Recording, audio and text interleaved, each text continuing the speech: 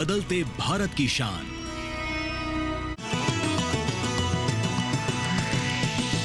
DD किसान, बदलते भारत की शान।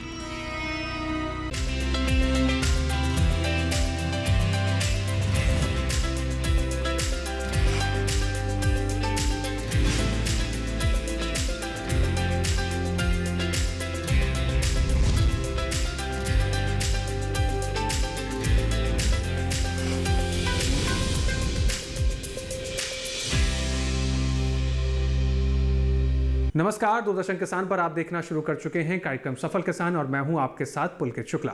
सफल किसान एक ऐसा कार्यक्रम है दोस्तों जिसमें हम देश भर से उभरती हुई किसान प्रतिभाओं से आपको मिलवाते हैं, जिनकी कहानियां सुनकर आपको प्रेरणा मिले और आप भी आगे आकर एक ऐसे ही सफल किसान के रूप में अपने आप को स्थापित कर सकें। सफल किसान में ऐसी कहानियां हम आपको सुनाते हैं जिन कहानियों से आपको प्रेरणा तो मिलती है, साथ ही आप कुछ कर गुजरने की कोशिश भी करते हैं। जी हाँ दोस्तों, ऐसे ही किसान से हम आपको मिलवाते हैं जिन्होंने खेती किसानी में अपार संभावनाओं को समझा और आगे आए, अपनी दृढ़ इच्छा के साथ खेती किसानी में परिवर्तन लाने के बाद अपने आप को आगे बढ़ाया और आसपास के किसानों के लिए एक प्रेरणा भी बने।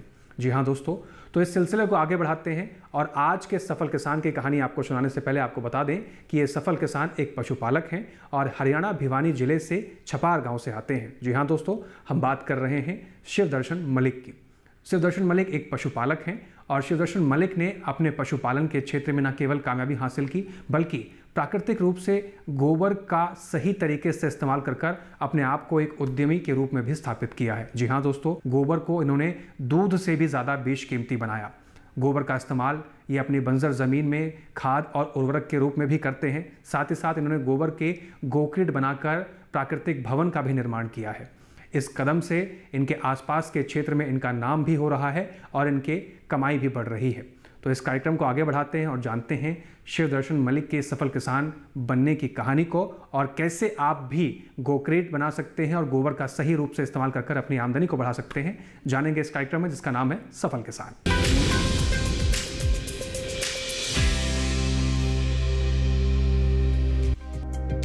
भिवानी, जहां आज कंक्रीट के जंगल बनाने की होड़ लगी हुई है, भौतिकता की आधुनिक सुविधाओं से भरपूर मल्टी स्टोरी बिल्डिंग्स बन रही हैं।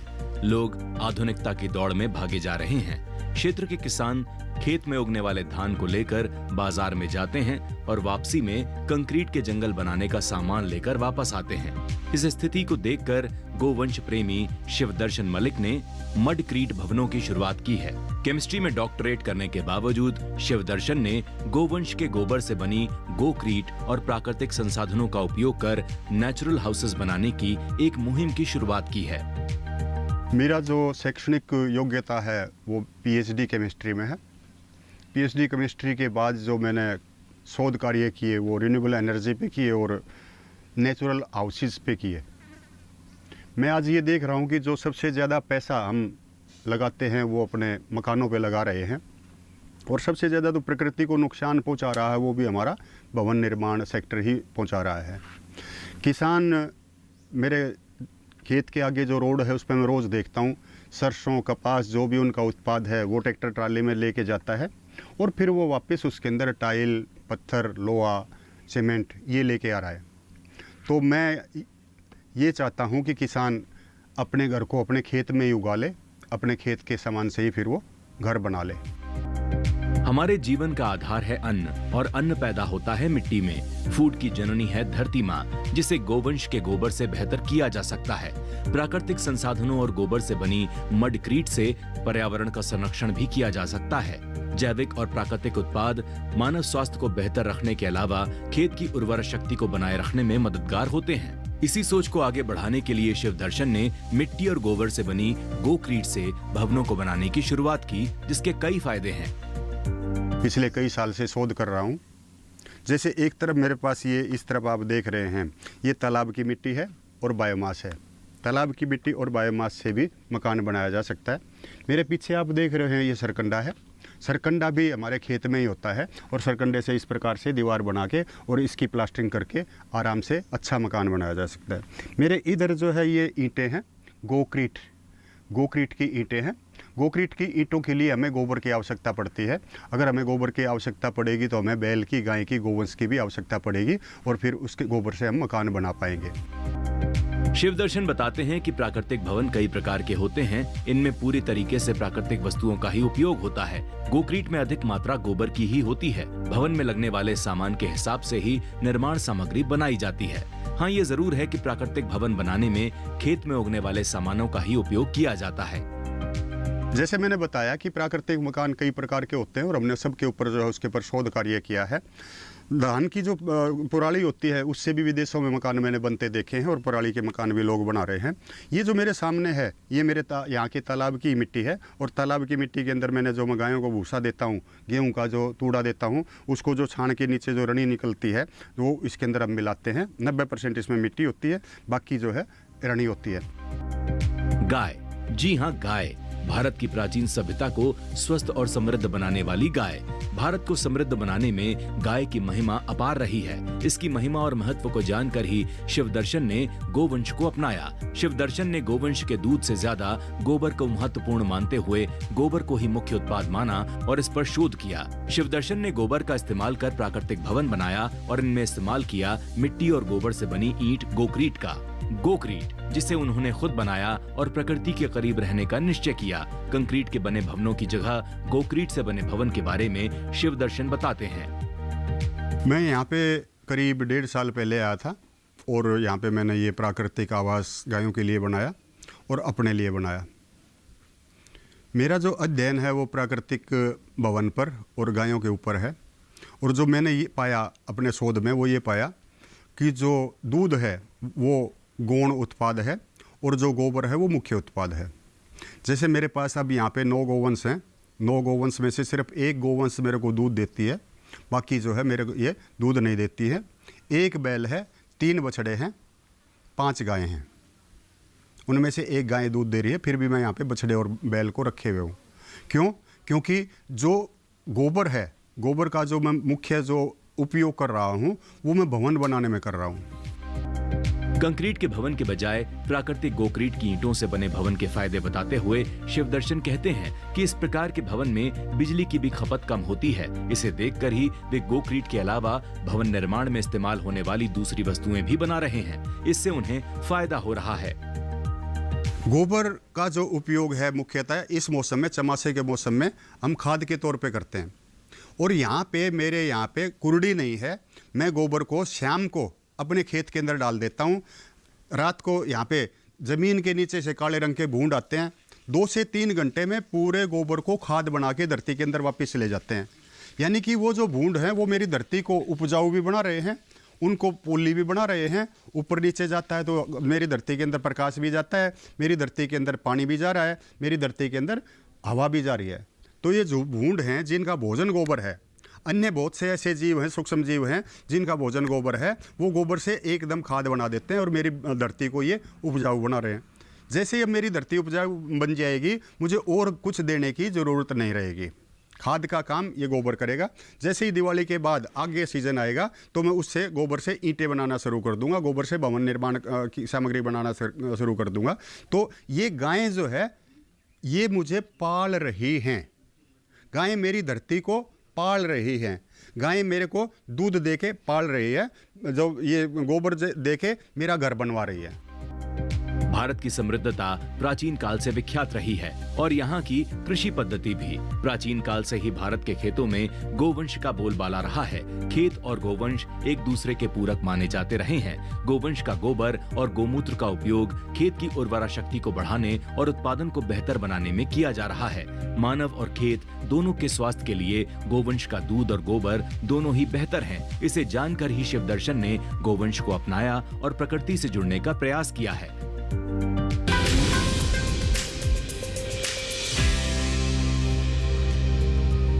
दोस्तों, देखा आपने शिवदर्शन मलिक ने कैसे अपने सफर की दास्तानों को शुरुआत किया और कैसे उन्होंने गोबर का सही इस्तेमाल कर अपनी आमदनी को बढ़ाया।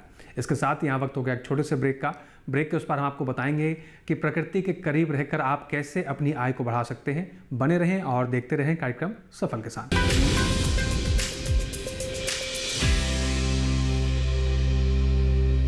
आईपीएल बायोलॉजिकल्स फसल को कीड़ों, रोग, दीमक सबसे बचाएगा, बिना आपको ये आपके खेत को नुकसान पहुंचाए। तो अपना आज अच्छा हुआ ना, और साथ ही साथ ये मिट्टी और फसल के स्वास्थ्य का ध्यान भी रखिएगा, यानी अपनों का कल भी अच्छा। मतलब T20 और टेस्ट मैच दोनों में जी। बिल्कुल, आईपीएल बायोलॉजिकल्स यूज करें अपने आज और अपनों के कल के लिए। सुरक्षा की गारंटी हर चीज में जरूरी है, चाहे वो मुश्किल स्टंट हो या अच्छी फसल। इसलिए ले आइए IIL के ट्रैक्टर ब्रांड का शिद्बा, जो देता है सुंडी और ट्रिप से सुरक्षा की गारंटी।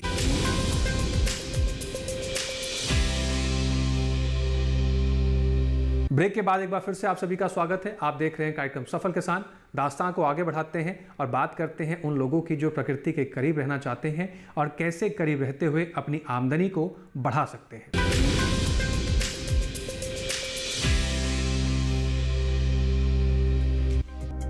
प्रकृति के करीब रहने से किसानों को फायदा ही फायदा होता है। वर्ष 1966 के पहले के पंजाब का जिक्र करते हुए शिवदर्शन बताते हैं कि पहले यहाँ इतनी गर्मी नहीं होती थी, मौसम अच्छा रहता था। प्रकृति के बारे में अध्ययन करने के कारण ही शिवदर्शन ने भिवानी आने पर प्रकृति के करीब रहने के लिए ही कैक्टस लगाया, जिसके कई फायदे हैं। इस बारे में शिवदर्शन कहते हैं, खेती जो शब्द है वो खेत से निकला हुआ है, यानी कि मेरा खेत मुझे क्या देता है, और जो खेत शब्द है वो क्षेत्र से निकला हुआ है। आज हम क्या देख रहे हैं कि जहाँ का जो मूल पौधा नहीं है, हम वहाँ पे वो पौधे उगाने लग रहे हैं। 1966 से पहले पूरे पंजाब में, हरियाणा भी पंजाब का हिस्सा था, सिर्फ 4% हिस्से के अंदर धान की खेती होती थी। आज 49% तक हम धान के उसमें पहुँच चुके हैं। उस धान के कारण क्या हो रहा है कि पूरा हरियाणा और पंजाब के अंदर यहाँ पे भाप बन रही है, और भाप के कारण गर्मी बनी हुई है। जबकि इससे पहले हम सभी बाजरा उगाते थे, ज्वार उगाते थे। बाजरा और ज्वार के अंदर इतने पानी की आवश्यकता नहीं होती थी। जो हमारे पास टिब्बे थे, जो हमारे जो ज़मीन थी, वो उस वाष्प को, बारिश के बाद वाली वाष्प को सोख लेती थी, और सावन का जो मौसम है वो बड़ा सुहावना हो जाता था। तो खेती का मतलब है जिस क्षेत्र के अंदर जो पौधा उत्पन्न होता हो वो। मैं भी एक किसान हूँ, मैं भी यहाँ पे बैठा हूँ, मेरे पास यहाँ पे गायें हैं, बैल हैं। मैं कहाँ पे हूँ? मैं मरुस्थल में हूँ। तो मरुस्थल में आते ही मैंने यहाँ पे क्या लगाया? सबसे पहले कैक्टस लगाया। लोगों ने, किसानों ने पूछा, डॉक्टर साहब आप ये क्या कर रहे हो? हम तो बाजरा बोते हैं, हम तो बाड़ी बोते हैं, हम तो ये बोते हैं। मैंने कहा भाई मैं भी कुछ बो रहा हूँ। कैक्टस जो है एक बहुत ही अच्छा पौधा है। कैक्टस जो है वो खाने के काम आता है। कैक्टस के जो फूल आते हैं वो भी हमारे काम आते हैं, भवन निर्माण में ये काम आता है। और इसका जो फल है, उसका जो जूस है, वो दवा का काम आता है। प्रकृति के करीब रहने के लिए ही शिवदर्शन ने कभी भी नॉर्मल खेती नहीं की। उन्होंने पशुओं को खुला छोड़ दिया। पशुओं के गोबर और मूत्र से खेत उपजाऊ बन गए और क्षेत्रीय औषधियां अपने आप उगाईं। इससे उन्हें कई फायदे हुए। इस बारे में शिवदर्शन कहते हैं, खाद्य पदार्थ के साथ साथ हमें खेत और बहुत कुछ भी देते हैं। यहाँ पे उसके बाद मैंने नॉर्मल खेती नहीं की। मैंने यहाँ पे मेरे खेत को खाली रखा और गायों को घूमने दिया। गाय और बैलों ने वहाँ पे मूत्र किया, मूत्र के द्वारा यूरिया चली गई। गायों और बैलों ने वहाँ पे गोबर दिया, गोबर से यहाँ पे जीवाणु उत्पन्न हो गए, खाद का काम किया। आज जो मेरा खेत है वो पूरा का पूरा बड़े गोखरू से भरा पड़ा है। बड़ा गोखरू जो है एक औषधीय पौधा है, जिसकी बाजार में जो कीमत है वो लगभग 500 रुपये प्रति किलो है। लोग मेरे पास आके देखते हैं, कहते हैं इसने तो कुछ भी नहीं बो रखा, इसने तो ज़मीन खाली छोड़ रखी है। दोस्तों मेरी ज़मीन खाली नहीं है। मेरी ज़मीन यहाँ का जो मूल पौधा है वो उसको अपने आप पैदा कर रही है, और उस मूल पौधे को पहचान के मैं उसकी अपने आगे मार्केटिंग कर रहा हूँ। मिट्टी की उर्वरा शक्ति को बढ़ाने में जैविक उर्वरकों का प्रयोग खेतों के लिए उपयोगी और मानव स्वास्थ्य के लिए काफी अधिक लाभदायक है। गोबर से भवन निर्माण सामग्री बनाने के अलावा कंडे बनाकर बेचने से भी फायदा हो रहा है। इस बारे में बताते हुए शिवदर्शन कहते हैं, दूसरा मैं यहाँ पे क्या कर रहा हूँ, इनके गोबर से मैं ईंट बना रहा हूँ। इनके गोबर से मैं जुड़ाई का सामान बना रहा हूँ, ईंटों की जुड़ाई का सामान। इनके गोबर से मैं प्लास्टर बना रहा हूँ। इनके गोबर से मैं वाल पुट्टी टाइप का पेस्ट बना रहा हूँ। तो जो मेरा आवास है वो भी इनसे मिल रहा है, और जो ईंधन है वो भी मुझे इनसे मिल रहा है। अगर आप कैमरे पे यहाँ पे देख सकें तो ये अमेजोन पे जो बिकते हैं ना कंडे, जो हम अमेजोन पे गोल गोल कंडे गोबर के बनते हुए दिखते हैं, मेरे पास यहाँ पे ये हैं। और वो कंडे मैं यहाँ पे अमेजोन वाले बना रहा हूँ, और मैं यहाँ पे जो मेरे पास लोग आते हैं उनको सिखा भी रहा हूँ। कि आओ कैसे हम गाय के साथ जुड़ के कैसे हम पर्यावरण को बचा सकते हैं, कैसे हम अच्छा घर बना सकते हैं, कैसे हम 2 पैसे की अच्छे से आमदनी कर सकते हैं। जैविक खेती पशुओं के बिना संभव नहीं है। पशुओं का गोबर जैविक उर्वरक बनाने में महत्वपूर्ण भूमिका निभाते हैं। देसी गाय के पालन से संपन्नता आती है। गाय के गोबर में ऐसे जीवाणु होते हैं जो खेत की उर्वरा शक्ति को बढ़ाते हैं। गाय के गोबर के जीवाणु किसी दूसरे जानवर में नहीं मिलते हैं। ऐसे में गोवंश का पालन लोगों में समृद्धि ला सकती है। इस बारे में शिव दर्शन कहते हैं, प्रकृति को बचाना है तो गाय को अपनाएं और प्रकृति की रक्षा करें। 40 साल में बहुत कुछ बदल गया। 40 साल तक गांव के अंदर जो है सबके घरों में गायें होती थी। उन गायों को हम तालाब के किनारे 9 बजे के आसपास छोड़ देते थे। वहाँ पे एक पाड़ी होता था, वो पाड़ी उनको लेंडे को पूरे थड़ी के अंदर लेके जाता था, चरने के लिए लेके जाता था। वो गायें पूरे इलाके के अंदर, खेतों के अंदर जगह जगह गोबर कर देती थी, जगह जगह मूत्र कर देती थी। मूत्र से यूरिया जमीन के अंदर चली जाती थी और जो गोबर था उसको नीचे से जीव आके खाते थे, भूंड आके खाते थे और वो फिर वापस जमीन के अंदर चले जाते थे। पोरोसिटी जमीन की बनी रहती थी। जैसे ही बारिश आती थी उन पोर्स के अंदर से वाटर लेवल हमारा ऊंचा हो जाता था, हमारा जो है चोआ बना रहता था। अब क्या हुआ? गाय गई, बैल गए, ट्रैक्टर आए, पूरी जमीन के ऊपर उन्होंने उसको कठोर बना दिया। कठोर बना दिया तो नीचे से जो भूंड आते थे वो भूंड आने भी बंद हो गए और इधर से हमने ट्यूबवेल लगा के पानी भी निकालना शुरू किया। तो धरती भी मर गई, जीव भी मर गए और गाय भी घर से निकल गई। खेतों में स्थानीय फसलों के उत्पादन और गोक्रीट से प्राकृतिक भवनों के निर्माण को लेकर चलाई गई अपनी मुहिम माटी के बारे में बताते हुए शिव दर्शन कहते हैं कि आज भी देश की अर्थव्यवस्था में गोवंश का योगदान काफी अधिक है। देश का किसान अन्नदाता ही नहीं, भाग्य विधाता भी है। ऐसे में गोक्रीट को अपनाकर किसान गोवंश और माटी का सम्मान करते हुए देश और आने वाली पीढ़ी का भविष्य बेहतर बना सकते हैं। भारत की समृद्धता प्राचीन काल से विख्यात रही है। खेत और गोवंश एक दूसरे के पूरक माने जाते रहे हैं। गोवंश का गोबर और गोमूत्र का उपयोग खेत की उर्वरा शक्ति को बढ़ाने में किया जाता रहा है। मानव और खेत दोनों के स्वास्थ्य पर अनुकूल असर के चलते गोवंश को बढ़ावा देना एक क्रांतिकारी कदम बन सकता है। ऐसे में शिव दर्शन की मुहिम गोक्रीट एक प्रभावी कदम साबित हो रही है।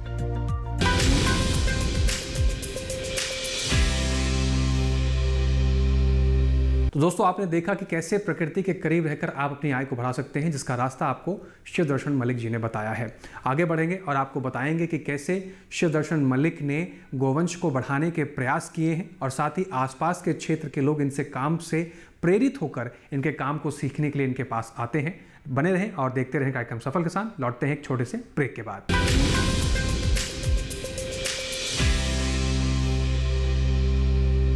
IPL बायोलॉजिकल्स फसल को कीड़ों, रोग, दीमक सबसे बचाएगा, बिना आपको ये आपके खेत को नुकसान पहुंचाए। तो अपना आज अच्छा हुआ ना, और साथ ही साथ ये मिट्टी और फसल के स्वास्थ्य का ध्यान भी रखिएगा, यानी अपनों का कल भी अच्छा। मतलब T20 और टेस्ट मैच दोनों में जीत। बिल्कुल, IPL बायोलॉजिकल्स यूज करें अपने आज और अपनों के कल के लिए।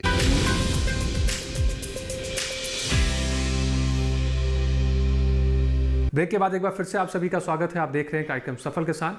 अब बात करते हैं उन किसानों की जो शिव दर्शन मलिक से प्रेरित हो रहे हैं और आसपास के क्षेत्र के किसान भी इनके पास आकर इनके काम को सीखने की इच्छा जाहिर करते हैं और कैसे शिव दर्शन मलिक इनको अपने काम को सिखाते हैं। आइए देखते हैं।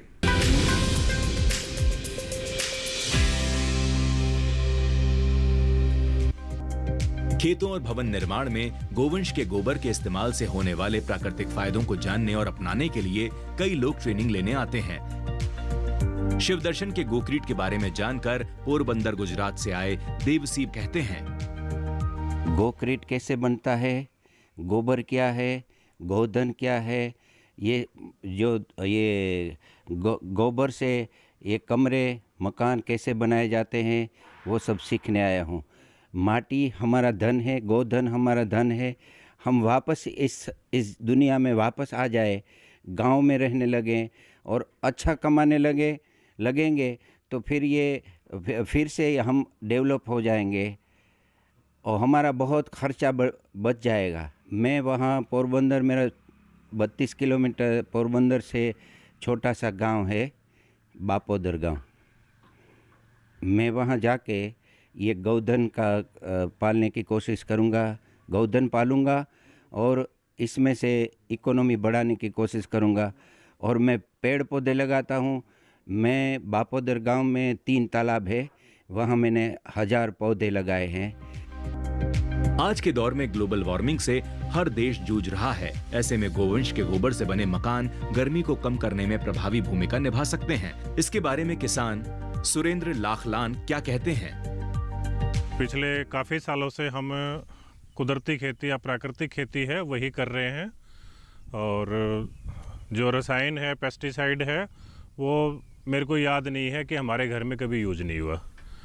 और पिछले 4 साल से ये देसी गोवंश का जो ब्रीडिंग फार्म है, जो नस्ल संवर्धन का काम है, वो मैं कर रहा हूँ। और ये यहाँ पे हमारा 32 एकड़ का फार्म है। और ये गाय से जुड़ने के बाद में प्राकृतिक भवन का ये निर्माण किया। और ये इसका सबसे बड़ा सानिध्य है हमारे गुरुजी हैं जो डॉक्टर शिवदर्शन मलिक जी हैं। तो उनके पास हमने इसकी ट्रेनिंग ली। जो प्राकृतिक जो किसान थे उनके लिए फरवरी महीने में डॉक्टर शिवदर्शन जी ने एक पूरा बैच निःशुल्क, बिना शुल्क के, कोई किसी प्रकार का शुल्क नहीं था वहाँ पे, कुदरती खेती करने वाले किसानों के लिए वो एक निःशुल्क ट्रेनिंग का आयोजन किया। और उससे हमने ये मडक्रीट का प्राकृतिक भवन का निर्माण का ये काम सीखा वहाँ से। देश में किसानों को भवन निर्माण के बारे में तकनीकी जानकारी देने और खेतों में पैदावार बढ़ाने में गोवंश की उपयोगिता को देखते हुए भवन निर्माण के काम में लगे सहारनपुर के रमन बाटला भी शिवदर्शन मलिक के काम को पसंद कर रहे हैं। रमन की कोशिश भी ऐसे भवनों के निर्माण की ओर बढ़ रही है। शिवदर्शन के प्रयासों की सराहना करते हुए रमन कहते हैं, आदिकाल से मनुष्य, गौ माता, मनुष्य और धरती जो है उनका एकत्व होके एक समाज का विकास होता रहा था। लेकिन इस भौतिकवाद ने आकर और हम मॉडर्नाइजेशन की तरफ हम आँख बंद करके निरंतर जो हमारी दौड़ है, ये मनुष्य को किस ओर लेके जा रही है मनुष्य नहीं जानता। तो ये एक प्रयास जो है ये कुछ गौपालक और कुछ गौ प्रेमी ये कर रहे हैं। और इससे हम लोग जो है भविष्य में गोबर से घर, गोक्रीट से घर, मडक्रीट से जो है हम लोग घर बना सकते हैं। और ये पूर्णतः गौ आधारित है और मनुष्य के विकास का आगे भविष्य में कारण बन सकता है। एंड नहीं तो अगर मनुष्य इस चीज़ को नहीं अगर समझेगा तो ये जो चीज़ें हैं ये आए दिन बद से बदतर हो रही हैं। और मनुष्य का जो एक जो डेडलाइन है वो उसको खुद जो है उसको बुला रहा है। भारत की अर्थव्यवस्था कृषि और गोवंश पर निर्भर है। ग्लोबल वार्मिंग के बढ़ने के कारण गोवंश के गोबर का महत्व तेजी से बढ़ रहा है। ऐसे में शिवदर्शन के गोक्रीट की उपयोगिता काफी बढ़ रही है। हर किसी का प्रयास है कि खेतों में उत्पादन बेहतर हो और किसान प्रकृति के करीब रहें। गोक्रीट से भवनों के तापमान को कम किया जा सकता है। ऐसे में किसान भाई शिवदर्शन की राय लेकर अपनी आय को भी गोक्रीट बनाकर कई गुना बढ़ा सकते हैं।